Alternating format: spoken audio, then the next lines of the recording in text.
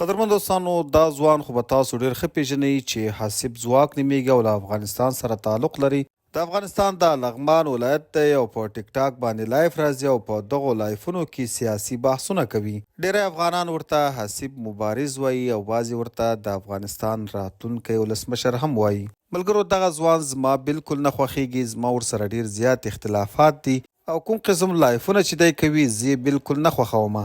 د حاسب ځواک دغه تصویران په سوشل میډیا خصوصا په فیسبوک باندې ډیر زیات گردش کوي او خلک ورسره لیکي چې د حاسب ځواک نازیبا ویډیو راغلی ده. ملګرو زما ورسره خپل اختلافات شته خو د یو چا په عزت باندې تور داغ لګولو لپاره ما ته خپل غفور الرحیم رب اجازه نه راکوي. ملګرو د حاسب ځواک دغه تصویران چا ایډیټ کړي دي او بیا یې په ګروپونو کې شیر کوي چې د حاسب ځواک دغسې تازه ویډیو راغلی.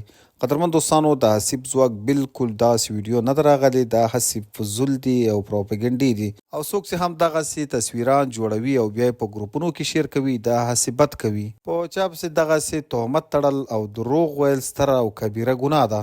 قدرمن دوستانو د هر چا سره اختلافات ساتئ خو د چا په عزت باندې تور داغ مه لګوئ. نو ملګرو یو ځل بیا درته وایم چې د حاسب ځواک دغه تصویران چا ایډیټ کړي دي او یو څو بې غیرته خلک یې په ګروپونو کې شیر کوي او ورسره لیکي چې دا د حاسب ځواک ویډیو ده. الله تعالی دې تاسو ته هدایت وکړي چې په چا پسې داسې دروغ او تهمت ونه تړئ.